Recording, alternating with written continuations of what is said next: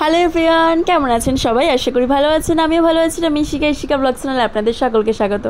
Guys, আমি নিয়ে চলে এসেছি বুদ্ধ পূর্ণিমার আমার একটা ছোট্ট ব্লগ। বাড়িতে আমাদের প্রত্যেক মাসের পূর্ণিমার বড় করে পুজো হয়, যতটা মায়ের দ্বারা সম্ভব ততটাই করার চেষ্টা করে। আর আজকে খুবই ইম্পর্টেন্ট একটা পূর্ণিমা আছে গাইস, তার মানে বুদ্ধ পূর্ণিমা। বুদ্ধ পূর্ণিমা কিন্তু যখন তখন আসে না, বছরে একবারই আসে। আর এটাকে খুব ইম্পর্টেন্ট মানা হয়।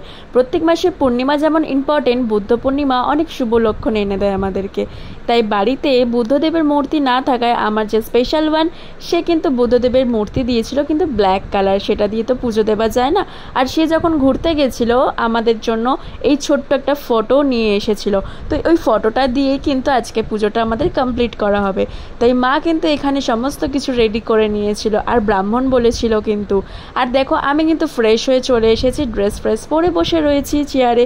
আর ওখানে কিন্তু পুজো টুজো চলছে, ব্রাহ্মণ মশাই পুজো দিচ্ছে, আর আমরা সবাই উলু উলু দেওয়ার চেষ্টা করছিলাম।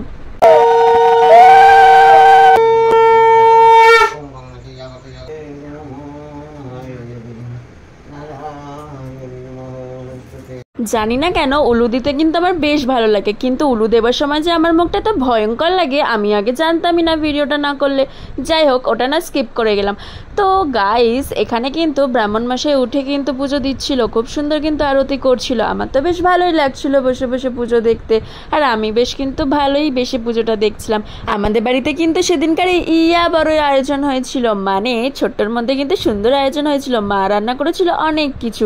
আর এখানে কিন্তু আমার এক মাসি এসে মাকে কিন্তু সাহায্য করছিল, ওই যে ওটাকে কি বলে না, সিন্নি প্রসাদ মাখাতে। কারণ আমাদের জ্ঞাতির মধ্যে নাকি কে একজন মারা গেছিল, তাই মা আজকে নখছে নেই, ঠাম্মার কাছে পারমিশন নিয়ে পুজোটা আজকে করছে। কারণ খুব ইম্পর্টেন্ট রয়েছে না এই পুজোটা, যেহেতু বুদ্ধ পূর্ণিমা, ওই কারণে প্রসাদ খেয়ে আমি আমার দিনটা শেষ করেছিলাম। তোমাদের কেমন লাগে অবশ্যই জানিও। ভালো থেকো।